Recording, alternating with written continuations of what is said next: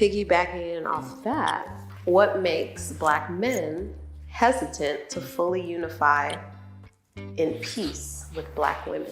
One thing that I hear a lot coming from Black women is, this idea that whenever a Black man is shot or, beaten by police or whatever the case may be, that Black women are the ones at the front lines. Black women are the ones fighting for our cause. Black women are the ones championing our interests, which is a beautiful thing. I think what Black women miss sometimes is the fact that although those things are good things, the concepts are also emasculating. You hear people say Black women are the backbone of the Black community. Black women are the leaders of the Black community. Those are beautiful things, but they're also inherently emasculating based on what we have defined masculinity to be. And Black men also subscribe to those definitions. So I think the tension is, do we wholesale disregard those definitions and redefine them in a lifetime? Or do we have to acknowledge it first? Do we have to acknowledge that, protecting us isn't the way that we're gonna receive love from you? Because that's our job. I think the question is asking what, can you say the last part again? What specifically? What makes Black men hesitant to fully unify? I think that's what makes us hesitant because, we don't know our role. We talk about real men. One of the most challenging things that men are facing is that the male is struggling with something he doesn't even understand. And when a man is confused, everybody is confused. So I want to talk about why males suffer identity crisis. It has to do with not understanding their gift. Every human came to earth with a gift, and they must discover that gift and refine that gift for them to be fulfilled. When a male especially is struggling with who he was born to be, what his gift is, it affects the woman. We don't know our role. A lot of times Black women are out educating Black men, or educated compared to Black men, out earning compared to Black men in a lot of cases, out, performing as far as home ownership, corporate employment, the whole nine. So we're hesitant because we don't feel like men. And we especially don't feel like we can be men for you. So there's a lot of work we need to do first. All right, let's go ahead and get into it, man. I know they talked about Black men in an identity crisis, man. What do you guys thoughts about that? What I just played? Anybody can add anything to it? I feel like I think that a large part of a Black man's identity crisis is the broken home, the broken family. We know for a child to really have the best odds at reaching their full and best potential is when there are two functioning parents in the home. So because a lot of fathers are absent, or you don't have that, you have these broken homes, that's the result of it, is they really don't understand their identity because they don't have examples. And if the father's not in the home, there's not many other positive examples for him to be able to reference. So yes, the mother is doing all she can, and maybe she can't show up in certain areas, but also, you can hold her accountable and say, oh, well, you could have chosen better or whatever. But at the end of the day, the father, both parents need to be there in order for that child to fully come into their identity. Yeah, I partially agree with what Angela said. That I like what she said, but what she said is just like one maybe asterisk of the totality of the problem. And we know that as smart people on this panel, a lot of these things are in conjunction. But to answer the question, because I don't think he expounded upon it in the video, the showing up and representing for the community as a Black woman when you see an injustice to Black men is one layer. We appreciate that. But where you do your actual due diligence is the treatment of him on a daily basis, is the treatment of him in a relationship. And what we see is that it's conditional that you guys want to show protection because it's a show, but that same protection doesn't transition into the courts. That same protection doesn't transition when it comes to how he disappointed you, and you're not willing to forgive him because there's a lot of fragility in our community. Our black women are hurt in mass, and so a lot of times I think you guys put too much unrealistic expectations on the man. He does one misstep, or maybe even a couple, while he's trying to develop to be a man, but you're not patient enough because sometimes a lot of the choices that you guys have made, or the lack of examples that you've had, so on and so forth. But I won't hog the mic. I'll land it. In my Hey, JR, oh, I'm can sorry. I speak on this real quick?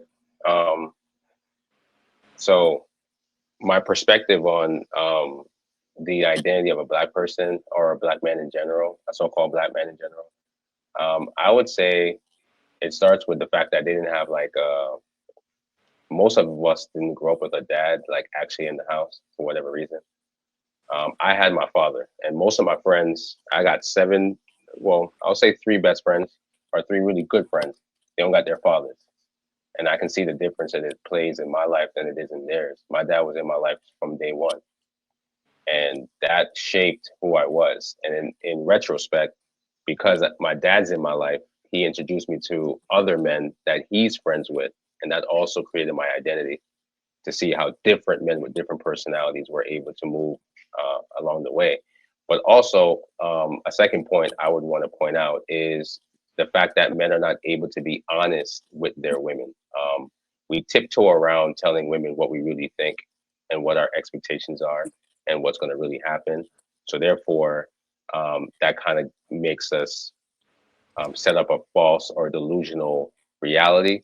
And in that case, a man is not able to live in his full masculinity, even when he's dealing with his parents, his mother, his aunts. So we kind of protect a woman's feelings in the larger scale. So because of the dishonesty, or the fact that we can't just be honest with a woman, or even with certain men, that also plays a part in why we don't really know what our role is. I peace to the panel. The first gentleman in the clip, I somewhat agree with him, but not so much. Even to straight like that's points, and I think True as well. True and Angela. Everybody kind of touched on it, not being on men that don't have their fathers around, struggling to find their purpose. There's a book called The Alchemist, and the young man in the book had both of his parents, but the entire point of the book was for this man to find his purpose. So I think it's a journey, regardless if you have both parents or if you have one parent. There's this soul journey that this man has to go on, regardless, because it's, what is the world telling me that I'm supposed to be compared to what do I feel like I should be? Those are two different things, and everybody don't go on that journey. There's some people that follow what it is that the world tells them that they should be, and then you have the trendsetters that goes against the grain to find out what is my purpose and what it is that I'm supposed to be. Because in the book, he was supposed to be a shepherd because that's what his father was, but he didn't want to be a shepherd. He saw something more in his life. So I don't think that necessarily comes down to someone being in a single parent household or not. That's a journey that every man has to go on by themselves to figure out what it looks like. And that can change in that man's life at any point. What I wanted to be when I was 20 is completely different from what I want to be now that I'm approaching 40. So in all of that, you're constantly finding your person, your purpose, and you're also fine tuning it as you go along the way. So I think that to be able to give grace to men and encourage them as they go on this journey is the best thing that we can do in those cases. And I think that's a big reason why men feel that they want to be needed by a woman, because in the world, in my opinion, men are the sacrificial lamb. Men traditionally, if it's wartime, it's men that's going to war. If something happened on the street and it happened to a man, it's, oh man, that's messed up. But if it happened to a woman, everybody is more up in arms. So men traditionally kind of get looked over. So the minimum that they look for, especially in a relationship, is to be needed. And I'll land now. If I can ask Amira, when you say, so like, what is your take on dating in general? Like, why are we dating if it's, you get what I'm saying? Or if you see it as like a rent thing, you date to marry, right? Or how do you, you know? I don't What I what don't is want your to I don't want to veer answer? I I'm don't want sorry. to veer too far off of JR's topic. JR, I don't know if you want to go into that because that might take us somewhere else. But if you're Oh, up okay. for it. Well, if you can just answer her question and then just make sure nobody else come in, and we'll move on. Okay.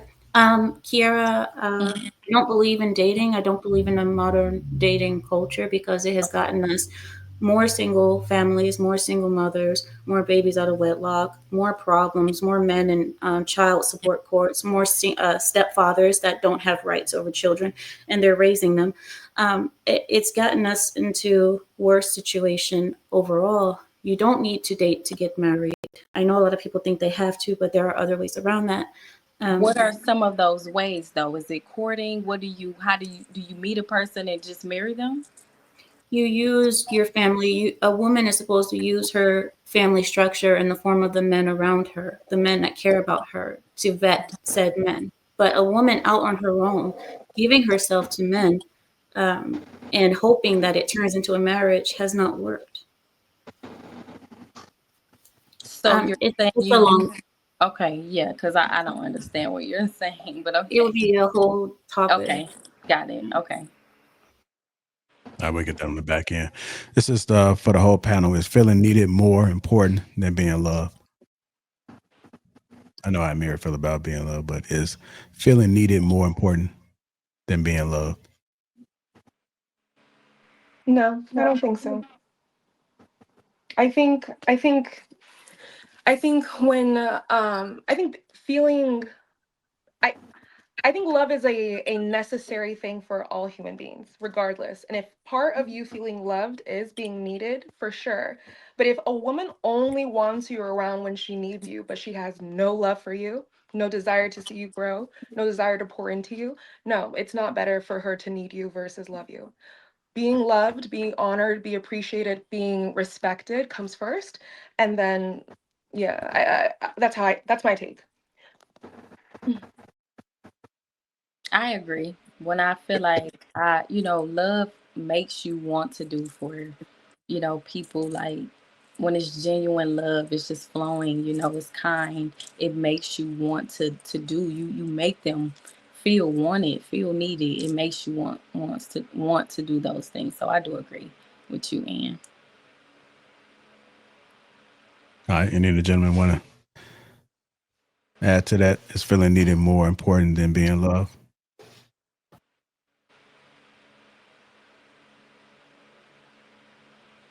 Yeah, as long as they don't set you up for failure. As long as they don't set you up for failure. Because a situation that we just talked about set that man up for failure. So yeah, it's always better to feel it. Look, I wouldn't marry my woman if she didn't say I need a man. Don't want me. I need for you to need me. And if you don't need me, I don't need you. So I don't think no man should get with a woman unless she does need him. Because that's a level of appreciation. When you want something, you don't appreciate it as much. But when you need it, you feel like you can't be without it. Yeah. You go to the ends of my fact. You'll drive in the snow and slide off the road 3 goddamn times if you have to get to that Correct. goddamn. It's so goddamn much. Correct. I'm just saying. That's an interesting take. Okay, I respect it. What do you think? I like that brother. I like that brother. He with it.